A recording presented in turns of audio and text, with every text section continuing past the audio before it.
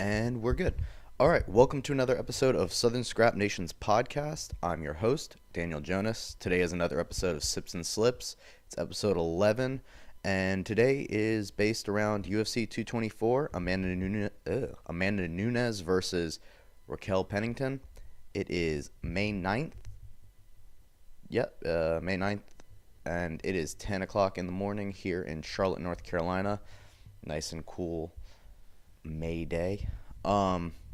So welcome. It's been a week or so. We didn't have any fights this past weekend besides a boxing match. We had Gennady Golovkin versus some random guy that took over for the Canelo spot. So, like we've covered, Canelo was pulled out of that fight. Triple G decided to keep fighting. Doesn't really do anything for him, but he got a knockout. So, good for him in the second round. Not really much happened this weekend, like I said, when it came to fights. We do have some news.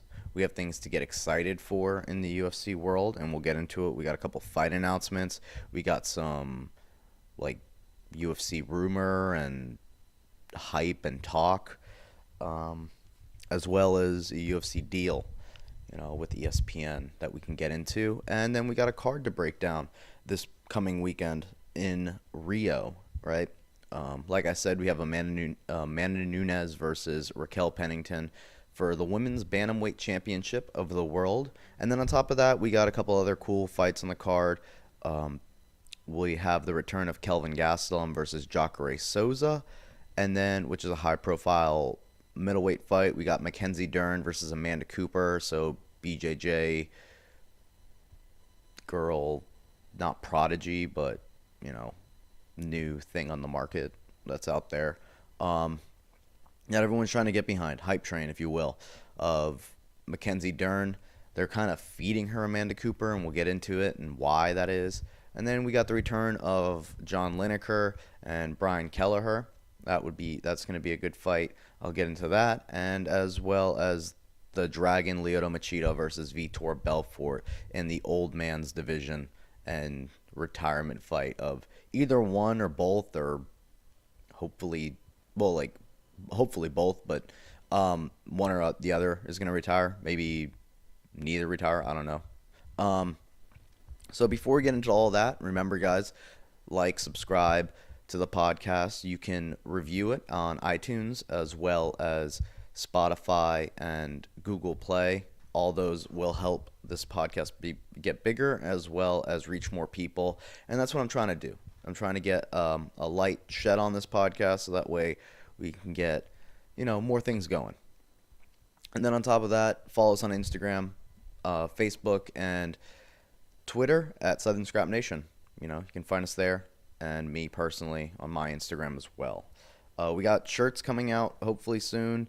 At least we got the designs going. I got one design that I love for one shirt. We plan on doing 3 different shirts. Plan on doing a giveaway and everything. So that'll be fun. They're good shirts. You guys will like them. So let's get into some fight announcements. There's some big fight rumored announcements or deals that they're working on, so I can't go ahead and announce those, right? So those will be left for my next segment. But for right now, we're gonna do the ones that are actually slated. So they're really bumping up this Boise card. As you know, Junior Dos Santos is coming back and fighting on that card. And then we have Chad Mendes versus Miles Jury. So the return of Chad Mendes off of his, PD suspension, which is funny that they have Junior Dos Santos on that card too. It's just like the return of all these people coming from USADA suspensions on the Boise card. The returns, right? Your suspensions are up, so you got to fight on this fucking Boise card. And then another fight that got announced is Zabit versus Yair Rodriguez. I'm not even going to try to pronounce his last name, but Zabit is another hype train in the featherweight division. He trains with Mark Henry and the guys up there from Dagestanian killer. He's like 6-something, ridiculously athletic, has great grappling. Had a fight of the night almost with well, had a fight of the night in his last fight. And then you have Yair Rodriguez, obviously known for his flashy footwork. He's coming off of a loss to Frankie Edgar, pretty bad loss. And he's taken quite a while off, right? The last time he fought was on the Dallas card, and Frankie's fought two times since then. Um, yeah, I mean, he suffered a pretty bad loss, so it was probably a chance to go back to his camp, work on everything, and just figure out how to work his technique better and how to work his style better into MMA without risking being put into those bad grappling situations, or work on your grappling, either one or the other. He has to make improvements, and I'm sure that's what he did, taking this time to do. So with that being said, you also have the announcement of Darren Elkins versus Alex Volkanovski on the Boise card. Darren Elkins just, just trucking along, just keeps on trucking along. He's coming off of a win, over Michael Johnson. All right, he took Michael Johnson down to the ground, submitted him, introduced Michael Johnson to the featherweight division. And Alex Volkanovski, I'll have more on him later. I'll look more into him. Pretty sure he's like coming off of a win. Like this is but they'll be on the Boise card. Once we get to that card, I'll get more into it. So, let's get into some fight news. Fight news. Da, da, da, da. That was my attempt at doing graphics for you, for those that are watching. So fight news, we got Dana White coming out with a bunch of different things. Right? He got on Unfiltered's podcast, which is the UFC's podcast. So you know what he's saying is not just trying to hype things up. Like he's dropping the latest news. There's two people right now that are dropping the latest news: Dana White and Brett Okamoto. Those are the two guys that are getting obviously Dana White, but when it comes to the media side, Brett Okamoto is getting all the releases. And I think it's because we'll get into it, but there's a deal with ESPN, so now it's easiest to slide information over to the ESPN correspondent and have him drop hot fire every week on MMA news. Also, if you don't listen to the ESPN 5 Rounds podcast with Brett Okamoto, I highly recommend it, especially if you're a big fan of the MMA world. I personally there's a couple journalists that I like, and analysts. Two of them, one of them being Luke Thomas and the other one being Brett Okamoto when it comes to UFC news. These guys are really level-headed, I personally feel, when it comes to sorting out the news, and they kind of share more my opinions, so that's why I kind of gravitate towards them a little bit more. But source-wise, Brett Okamoto's always on top, and you can always count on him and his podcast, or whatever he drops off his Twitter. So shout out to Brett Okamoto. So what Dana came out with saying is he wants to make the UFC 227 card, which the Zabit Yair is going to be on. Right now that's headlined by Cody Garbrandt and TJ Dillashaw for the Bantamweight Championship. In a perfect world, he says, he would like the card to be, drumroll, GSP versus Nate Diaz would be the co-main event. And then you'll have Luke Rockhold versus Alexander Gustafsson. Not for any interim title or anything like that, because it was previously reported that it was for an interim, but now it's not for an interim. It's just for Luke Rockhold's welcome to the light heavyweight division. And then on top of that, he wants to have Derek Brunson versus Carlos Antonio Jr., which that's already set for that card. So that's his. If all works out, you have TJ Dillashaw versus Cody Garbrandt, Nate Diaz versus GSP at 155, not at 170, and then Luke Rockhold versus Gustafsson and Antonio Carlos Jr. versus Derek Brunson, with Zabit versus Yair Rodriguez. Very, very stacked card already. Super excited. And then he is excited for his birthday card. He wants to do a big card in Calgary, right? So that's the card where Joanna Jędrzejczyk will fight Tisha Torres. I don't know how I'm getting her. I don't know how I'm getting Joanna's name right, and I can't get Amanda Nunes' name right today. Um, but on his fight card, on that fight card, he also wants to have it with uh, Dustin Poirier versus Eddie Alvarez too. So he's making a deal with Eddie, and they're working it out. And he essentially wants that fight on that card. So that's kind of giving you an idea of what they're doing with the lightweight division. So you're kind of seeing just in general what they're doing with it. Nate Diaz, if they want him to fight, he's fighting GSP at 155, hoping GSP beats Nate Diaz, opening up super fight doors at 155 for, you guessed it, guys, Conor McGregor. I don't have to do that much detective work. It is not hard. But when it comes to the Dustin Poirier, Eddie Alvarez, you can see that they're doing that fight because Khabib's not fighting till December. So they're trying to get Eddie and Poirier that out of the way so to figure out if Poirier fights Khabib possibly or if Eddie fights Khabib. Kevin Lee's sitting there waiting in the wings. You could possibly give Kevin Lee that shot before, but they're just trying to get that lightweight division moving in absence of Khabib and in absence of Conor, and they're like distracting us with these, party tricks like, oh, look at this, Nate Diaz and GSP at 155. Ooh, but it's like, what about Conor? What about the belt? What about the three guys on top? No, we got Dustin Poirier and Eddie Alvarez too. Ooh, all these different things. So they're doing a good job at like making things move and keeping us distracted. But at the end of the day, there's 2, 3 people with a belt, and you got to figure out which one is the real one holding it. And all those fights don't do anything for that. Possibly the Eddie Alvarez, Dustin Poirier, but the GSP Nate Diaz doesn't do anything but money, money, money. So real quick, in the boxing world, Gervonta Davis tweeted out something throwing some shade to Floyd Mayweather. Now, if you are not following Floyd on Instagram, when he's not taking random trips to Singapore and Dubai, I don't know.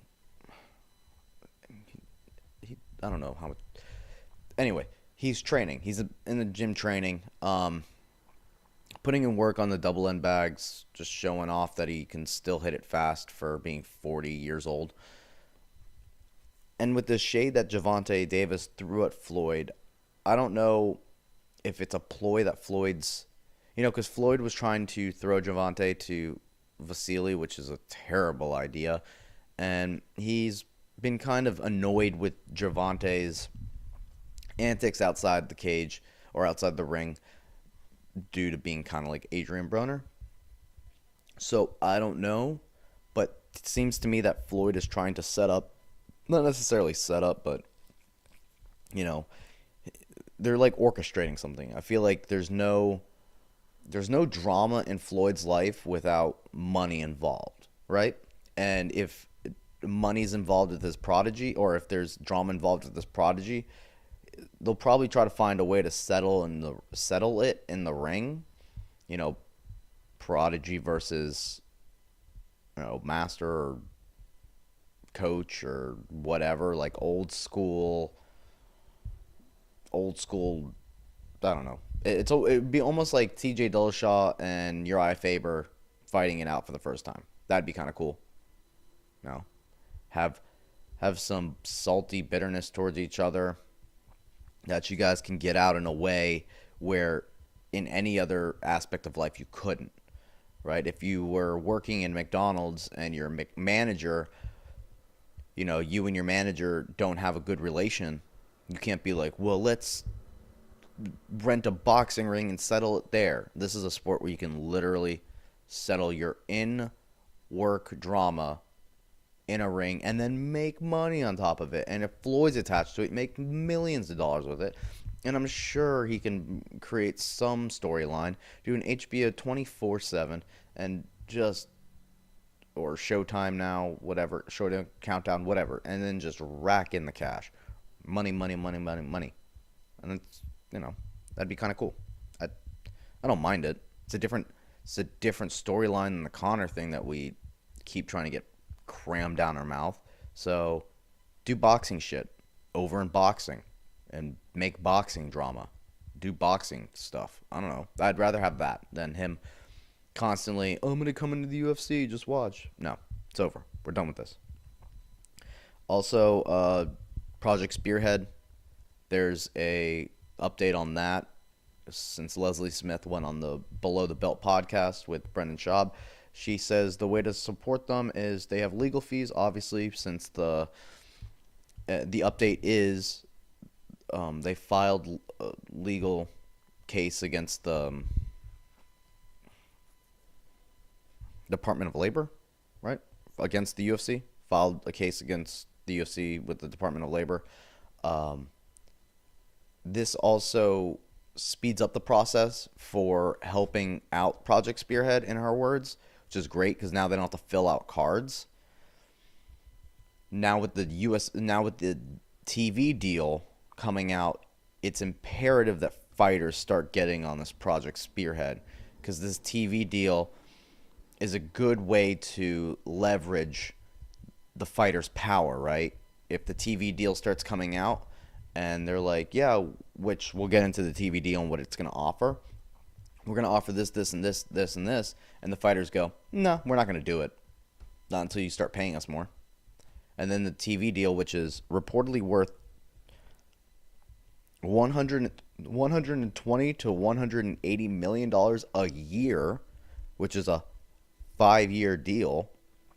If the UFC fighters just decide to go, not until you start paying us what we're worth. If we're worth $180 million a year, then pay us what we're worth, right? So if they get on board and they jump aboard this Project Spearhead train as well, and everything, and all these fighters just, get together and fucking do this, you could actually see a legitimate growth in revenue for these fighters. And you can see eventually, it'll take time, obviously, but they just need to band together. The best example I have is, for those that don't know, when I went to high school, I went to a military boarding school. We had around 350 kids at our school in total. Not a very big school, 7th to 12th grade. We were in a small town called Chatham, Virginia. One stoplight. Not very much to do. There's a Mexican restaurant, an Italian restaurant right across the street. That was about it. So, kind of kept us from doing things outside of school. We couldn't go shopping. We couldn't sneak out and do things. Kind of had to make our own fun. Well, the idea that there was 350 of us, right? Even more at points at times, 3 years, and all the staff was there, right? These are all adults in our eyes, right? They're teachers, so they can fail us, they could pass us, they hold our future in our hands when it comes to going to college. They're in contact with our parents, they disciplined us, they had the ability to make us do push-ups and all the stuff that teachers and adult supervision would be able to do, right? We would get up relatively early every morning, nothing crazy, 5:45 or so, what you'd expect at a military school. And there were times in my years there, when I went there for 6 years or so, that all you could think about was, well, what if one day we just said no? What if one day we just didn't want to go to class, right? It's not like our parents were there. It's not like, there was a school bus that was waiting for us or whatever. We just walked to class. It was almost like college in that sense, but you weren't an adult, so you couldn't make your own decisions. But that was always the thing, is we were in mass. We had more power, essentially.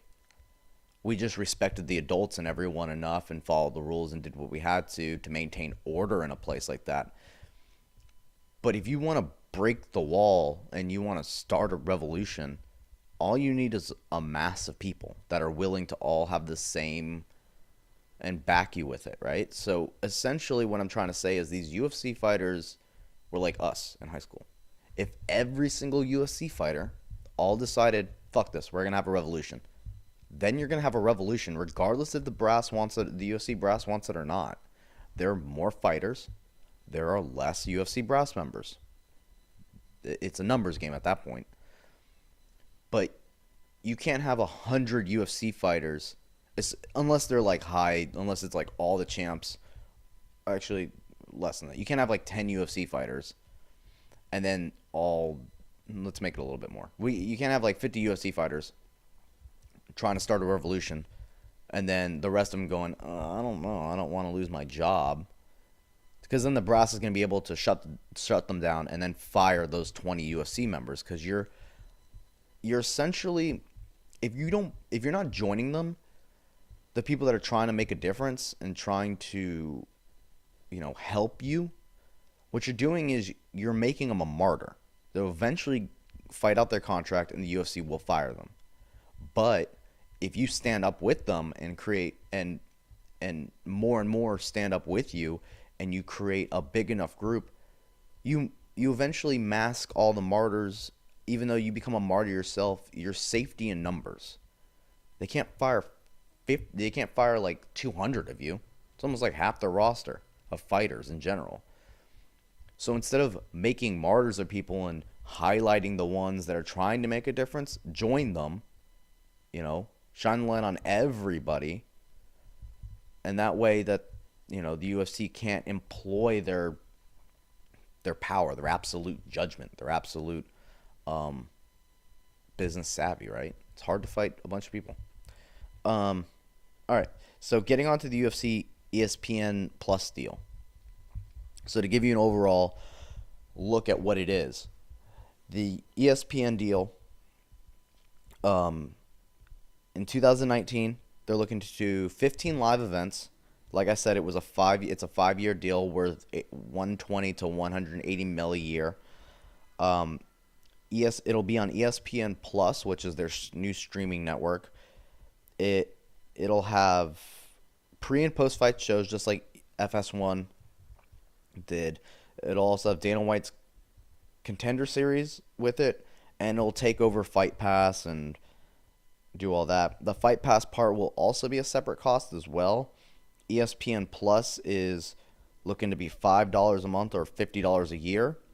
And then I think you still have to pay for the pay-per-views as well. So you're looking to pay for Fight Pass, ESPN Plus, and pay-per-views. That seems like a lot of money. I personally already have Fight Pass, but I don't. That seems like a ton. And Fight Pass is already a lot a year, right? It's definitely more. I'm pretty sure it's more than $50 a year. But yeah, so that's what the deal's looking like. And then ESPN's gonna develop their own shows. The Anderson Silva's greatest knockouts, or whatever, top 10 dance moves. Whatever. They're doing something. So other than that, you have Jorge Masvidal and Neil Magny in some drama over the weekend, just discussing Neil Magny's dance partner for the UFC coming up. He fell out, and Jorge Masvidal is trying to take over for him, and they're just going back and forth like, I was offered the fight, and he was like, no, you weren't. I'd fight you at any weight. You're fat and unprofessional slob. I'll fight you at 180, whatever the case may be. They're just going back and forth. I don't have a horse in the race, so that'd be a cool fight, though. I'd be down to watch it if they were talking shit to each other. Jorge Masvidal versus Neil Magny, make it happen. And last but not least, on the news side, did you guys see Darren Till's video with his training partner? Holy shit, that dude's on fire. I know everyone's worried about the training partner get headgear. I'm sure that guy hit Darren Till as hard, if not harder, right? I'm sure. So for those that don't do combat sports and then want to, talk about oh my God, he's hitting his training partner, fucking hair, hitting his training partner so hard. He should be wearing headgear. One, he consented to not wearing headgear. He's a grown ass man. Two, um, if you're a UFC fighter, there is a target the size of my face, if not this whole camera, on your back all the time whenever you go to any gym. People want to murder you because they want to prove that they're better than a UFC fighter. If you're a black belt, people try to do that in jiu-jitsu. If you're a brown belt, people try to do that in jiu-jitsu. If you're a purple belt, people try to do that in jiu-jitsu. If you are a blue belt in jiu-jitsu, people try to do that to you. It's just the name of the game. So, in order for Darren Till to get better, he has to be on top of his game all the time. If that means fighting like he would fight and sparring like he would fight in the octagon to make sure that his training partner doesn't knock him out, then yeah, that's what you're going to get. Darren Till's a very good striker, so he beats the shit out of his training partner. But if he didn't, that training partner would essentially try to beat the shit out of him. If not, even more, obviously not more because he's training with him and he knows he's got a fight coming up soon, so he's not trying to hurt him. But whatever Darren Till does, this guy's trying to go back even harder because, you know, he's one, trying to push the pace on him, and then two, it's so what this shows to me is it doesn't show that this guy is just being clowned and Darren Till's just beating him up. It shows to me that Darren Till's fucking on point. And these are videos that you would get from other camps if you were to watch other fighters compete or other fighters spar. If you watch any of Anatomy of the Fighter videos, you'll see Bellator and MMA fighters go at each other, and they're trying to fucking kill each other. They're just on the same level, so it doesn't seem as much of a beatdown. Whereas Darren Till is fighting a guy that I don't know his name. I don't know anything about him. He's not. He may be a pro or an amateur fighter in London, but he's not a Bellator or UFC fighter. So those sparring matches are a little bit more calculated, a little bit more intense, but it's not as much of a lopsided win or loss or beatdown or whatever it may be. And then he went on to post another video of him getting a two-piece from a heavyweight and just still being there. Dude's got a chin. Yeah. Darren Till is the guy. I'm excited. I'm excited to watch him fight Stephen Wonderboy Thompson. That's old school Muay Thai versus kickboxing. I'm about it. So, before we get into our fight card and I break some things down, just a little bit of a shout out to obviously Charlotte Jiu-Jitsu Academy, John Piper, and the gang, Josh, Bacalhau, and all those guys out there. This past weekend, I was like, there were fights this weekend. Yeah, I went to, I coached some fights this weekend. So, this past weekend, we had two guys from the UFC gym fight. We had one MMA fight, and then we had a kickboxing match. We had Kendall Morris fight in his first MMA debut as an amateur, and then we had João Felipe fight in his kickboxing match. And behold, Felipe's match was actually the main event because the main event was pulled out, so then he became the main event. Takeaways. Kendall won in 40 seconds of his first round. Woo! He did everything perfectly. He's going to be a nightmare, like I said, to deal with. He's super athletic in a way where it translates very well. Nick Diaz just came out recently saying, hold on one second. Griffin, stop.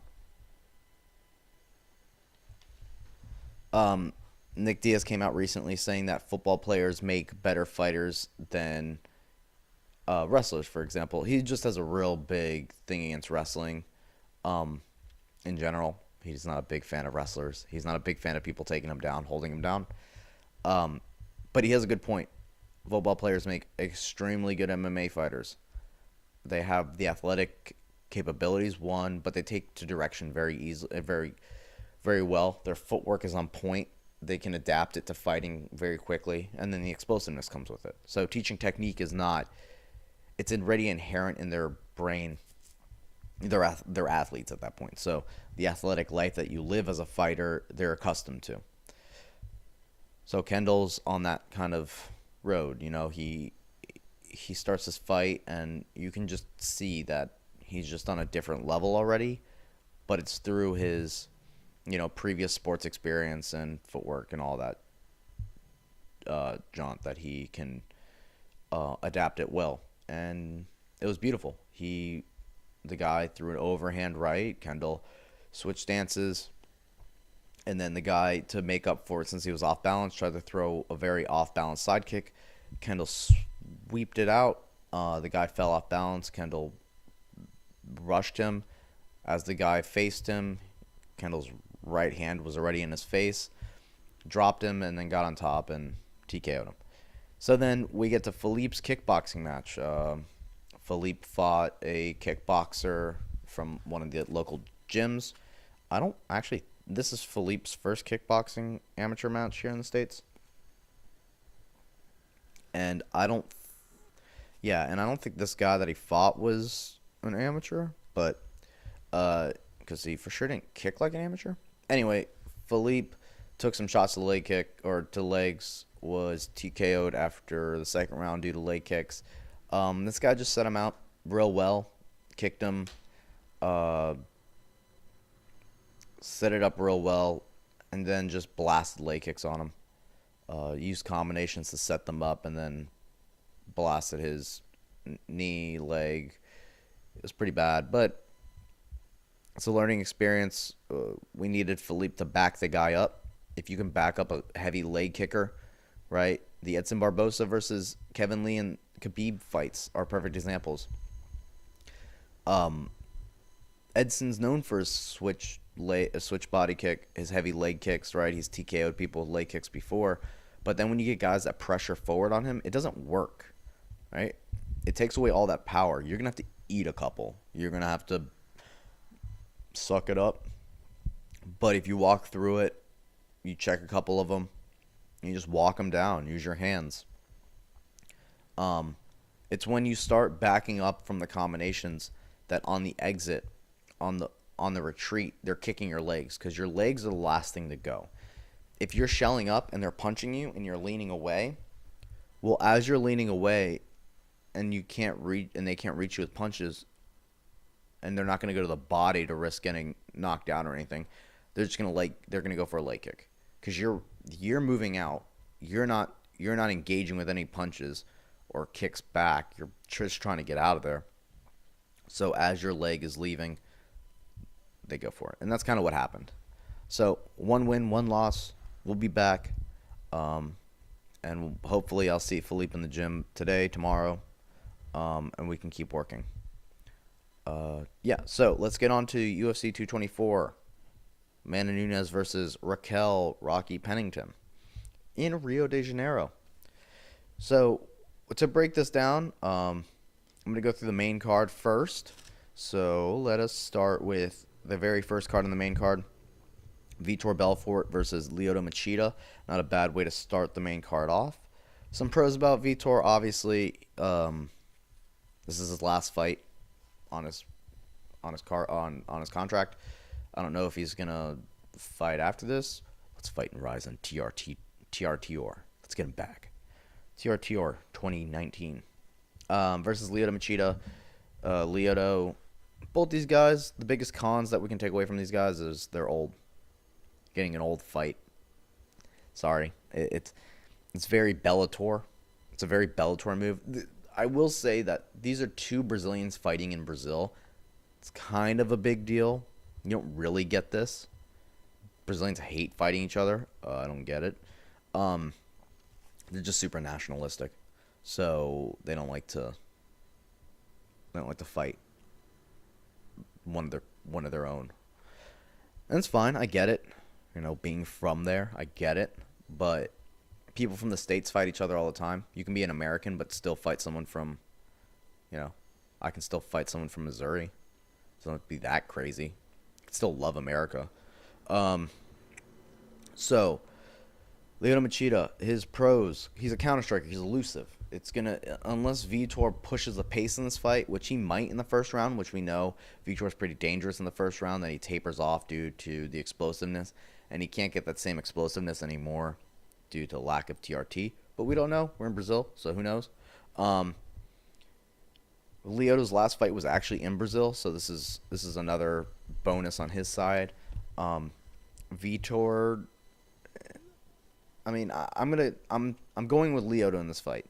Reason why is his style just works out better for an older Vitor.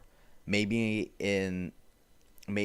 earlier in their career, Vitor being faster and stronger and being able to do it for a longer period of time and being dangerous 1 through 3 rounds. That probably would have been a little bit more. I probably would have sided with Vitor back then, but now Lyoto can work Vitor a little bit in the first round, get him to exhaust some energy and expend some, stamina. So that way in second and third round we get that more patient Vitor that we've been seeing. But a patient Vitor, like if you're trying to get Vitor to have a counter striking game with Lyoto Machida, you're gonna have Lyoto Machida win, and that's what this is gonna be. It's a guy that used to be, fast, ferocious striker, now trying to play the counter-striking patient game versus a guy that's been a lifelong counter-striker. And I just have Lyoto taking this fight. So we have the next fight, Mackenzie Dern versus Amanda Cooper. Mackenzie Dern being the new hot prospect in the women's 115 in the strawweight division. Her pros obviously being Brazilian Jiu-Jitsu black belt under Megaton Diaz.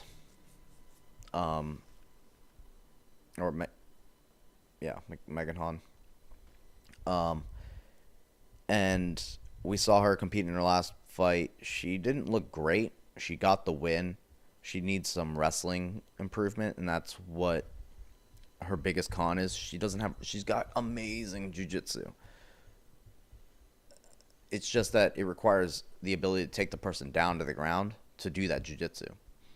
So hopefully she moved from the Fight Lab in Arizona. She's spent some of her time in a camp in Brazil. And then she was training at Checkmat headquarters in LA, I think. So I was watching her. She was like on some on the countdown. She was working wrestling. Maybe it was embedded, but she was working wrestling. That was good to see. And she's going against Amanda Cooper, who is a striker with submission losses. So if you want to take anything away from this fight, is the UFC's feeding Amanda Cooper to Mackenzie Dern in Brazil for Mackenzie Dern to win in front of everyone in Brazil and to get that hype train continuing to roll.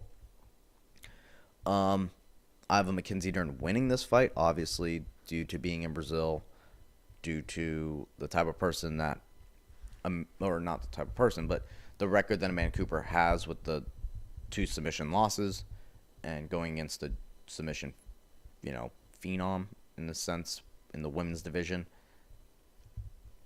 It's kind of hard to not bet against, obviously, the favorite in this fight. That being said, Amanda Cooper could work on wrestling takedown defense and then just box Mackenzie Dern up. That could always happen. Mackenzie Dern's weakness is her wrestling right now. She can't, if she can't get Amanda down to the ground, it doesn't seem like a good day in paradise for Mackenzie. But yeah, I have Mackenzie winning.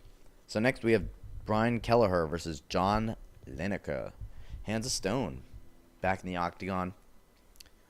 His last fight was against Marlon Vera, who Brian Kelleher holds a loss to. A quick submission loss to. Brian Kelleher coming off of a dominant victory over Renan Barao. It's funny, last time I saw Brian Kelleher fight was that Barao fight. And as soon as it came out, I was like, man, if Brian Kelleher starts switching stances on, and before I could finish the sentence, he started switching stances. I was like, oh, so Brian Kelleher is going to win this fight. And that's kind of what you're going to expect in this fight, is Brian Kelleher is going to employ a very dominant Cruz, TJ Dillashaw. TJ Dillashaw kind of laid out the game plan on how to beat John Lineker. And Brian Kelleher is one of those guys, constant forward pressure. If he wants, I highly doubt he's going to stand and bang with John Lineker, but we all know what Lineker's game plan is. Head down, body, body, body, body, head, head, head, head, head, body, body, body, body, head, head, head, head, head, punches, kicks, just forward pressure, just trying to get these paws on you. That's his game plan. Straight punches, sets up those hooks, just with ferocity and everything. But his ground game, he lacks the ground game. Especially when TJ Dillashaw got on top of him and laid elbows to dislocate his jaw, and it was just a bad day. So I think Brian Kelleher's his fighting style just excuse me. It just it works better, right? That forward pressure, heavy bag, just trying to punch doesn't work anymore, especially in the lighter divisions. You got to get that switch stepping in, change your directions. He's just going to be faster. I'm going to take Brian Kelleher on this one. All right. So, going into the next fight, the co-main event, Jacare Souza, Ronaldo Jacare Souza versus Kelvin Gastelum. This is my flip of the coin match. This is my I'm not 100% sure which one's going to win. I'd like to side a little bit more with Kelvin Gastelum on this one due to he's gonna try to employ the same strategy as Robert Whittaker. However, my one difference that Robert Whittaker had that Kelvin doesn't is the kicking game. I mean, Kelvin could possibly throw kicks in this fight, but Robert Whittaker has that Taekwondo style, where the karate style, the in and out style, where his kicks come a little bit more unexpectedly. Kelvin Gastelum, as much as he fights on his toes in a southpaw stance, he's got that King's MMA background. It's a very Muay Thai heavy school. So the kicks are less, off the bounce. They're more set up for power. So when it comes to head kicks, they might be a little bit more telegraphed. When it comes to Jacare's striking, obviously always improving. He head kicked Derek Brunson in his last fight to win, but Kelvin's no Derek Brunson. However, Kelvin's he's no Derek Brunson, but wrestling defense-wise, I'm not 100% sure. If Chris Weidman was able to take down Kelvin Gastelum, I feel as though Jacare is going to be able to take down Kelvin Gastelum. Where you see Jacare abandon the takedown game is when he can't secure a takedown. He kind of abandons it. The Robert Whittaker is a good example. He pretty much had Robert Whittaker's back. If he continued to try to go for takedowns, which he did a little bit, but then he got pieced up, and that could probably take away from his chance. But instead of going for the way that he was trying to take him down before, where it was like smothering him, taking his back along the cage, he was taking real sloppy shots, but that came from, way outside after getting hit a couple times. Jacare, I think, fell in love with his striking, so we'll see takedowns if he gets in trouble and he doesn't feel like he can beat Kelvin on the feet. But we'll probably start with a Jacare that's pretty comfortable. I mean, he's coming off this big knockout win, this head kick win, right? A jiu-jitsu world champion got his first head kick KO. That's impressive. I mean, that doesn't happen every day. So if Kelvin can keep Jacare off of him, I have Kelvin winning. But if Jacare comes in there and is able to get Kelvin down, then I have a very big Chris Weidman feel to this. Obviously, he doesn't have the 5 rounds that Chris had to use, but Chris didn't get it in 5. He got it in like 2 or 3. But even that fight, Chris took a heavy shot. And that shot didn't put Chris down, but it could for sure put Jacare down. So I'm going to go with Kelvin on this one, just because I think his rise to the middleweight division is great. And I think he's just a little bit faster. I think that little speed difference is going to make a big difference. So going on to the main event, Man, Amanda Nunes versus Raquel Rocky Pennington. Raquel Pennington coming off of a win to Misha Tate a while ago. Pretty dominant win. A lot of dirty boxing, a lot of clean boxing. And then Amanda Nunes coming off of a win to Valentina Shevchenko. 5 round striking, counter striking affair. She won with the takedown at the end. That was kind of nice. It was all right. It was an all right fight. Valentina is just a very good striker, so it's very hard for a girl that doesn't have the same striking, prowess as Valentina to try to get in there, especially because Valentina is a counter striker. It would be one thing if Valentina pressed forward, then Amanda could actually use her power and takedowns and not have to reach and be hesitant. And that's kind of what happened in the 5th round. Valentina tried to be aggressive and used a Superman punch. And then Amanda grabbed a hold of her. In that moment, she got a pause on her. And when Valentina went for a head and arm throw, tried to barnyard toss her, over, Amanda just popped her head out and took her back, which a Brazilian Jiu-Jitsu black belt should. In this fight, I think the pros of Amanda Nunes is power. And you watch the 2 different fights that they had against Misha Tate. The Misha Tate that Amanda Nunes fought was the world champ. That's the Misha Tate, right? She is the girl. She just choked out Holly Holm. No doubts in her mind. Not talking about retirement. Not shit. No emotional bag. Fucking, I'm the world champ, Misha Tate, after all these years. I got it, Misha Tate, right? Amanda Nunes went in there, put a 2-piece on her, and she's like, nah, fuck this sport. I'm out. Peace. Out of here. Right? She started talking about retirement, not in it for it anymore. And then she went on to fight Raquel Pennington, one of her past students on The Ultimate Fighter. It was a little bit of emotional, as a coach, it'd be very hard for me to stand across the octagon from one of my students and be like, I guess we're fighting. They probably wouldn't give a fuck because they want to hit you all the time for working them. And obviously it wasn't her coach. It was her coach in The Ultimate Fighter. But, Misha Tate's a nice person. I feel for her. I wouldn't want to fight someone that I spent a bunch of time with trying to train to get better to win a giant tournament. I feel for her. Raquel's just trying to further her career, and she's all props to her, did and beat her. But what I'm trying to say is she didn't fight the same Misha Tate. And I would say that she fought a Misha Tate that was already 1 foot out the door, whereas Amanda fought a Misha Tate on top of her, maybe not in the prime of career, but, well, I would say in the prime of career, technique-wise, through all the experience, maybe not, not the same age, obviously, athletic prime of her career, but at the same time, she was at the prime of her athletic fighting career through fight IQ and everything. And Amanda Nunes walked through her.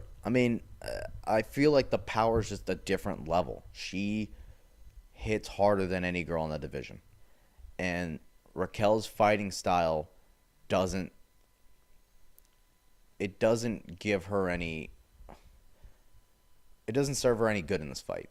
Her technical, counter-striking, brawling style, it's not going to work with a girl like Amanda Nunes. One, you're not going to be able to close the distance on her, and Amanda's going to turn those punches over, and you're going to get cracked. And then once she smells blood in the water, it's hard to survive that blood in the water. But, Raquel does have a chin. She's got a heart on her. There's a chance that she can push past it, maybe force Amanda Nunes into an early brawl, force her into outworking herself, knowing that in the later rounds she will eat up that gas tank.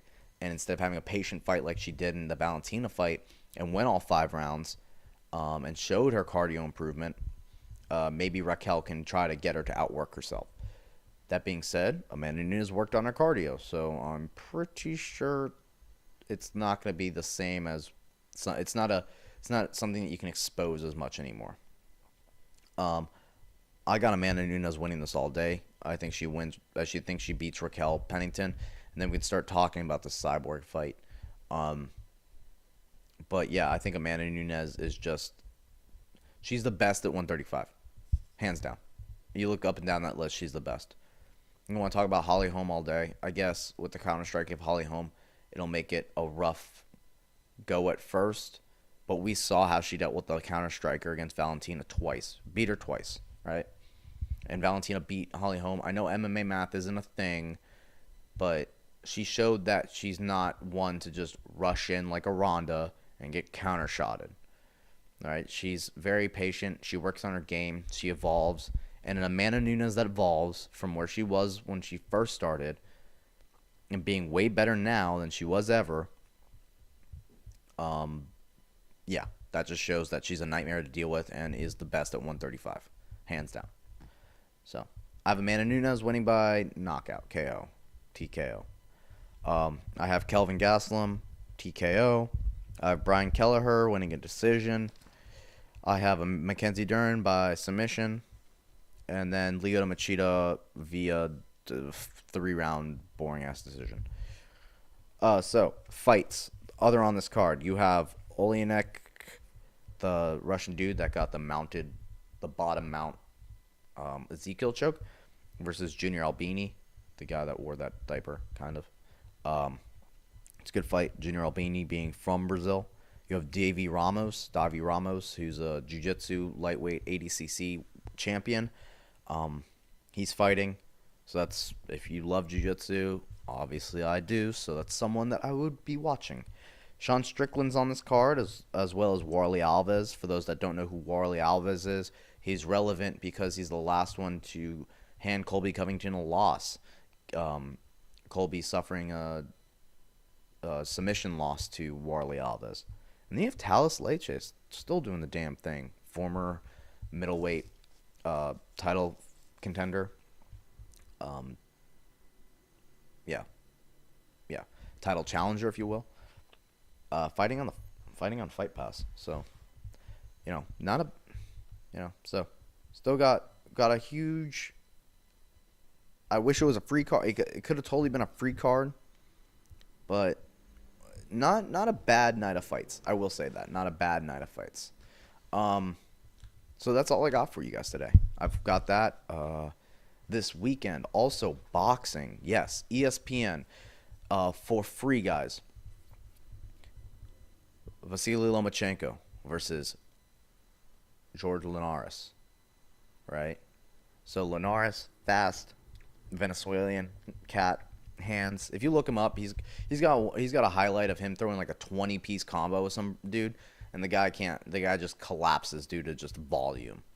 It's impressive, very impressive. And then you have Vasily going up in weight to fight this cat, and it's a tough fight for him. But I think there's one thing about hand speed, and then there's another thing with footwork. Hand speed's cool, but it's linear, right? I'm reading this book right now. Thank you for being late. Right? It's actually a really good book.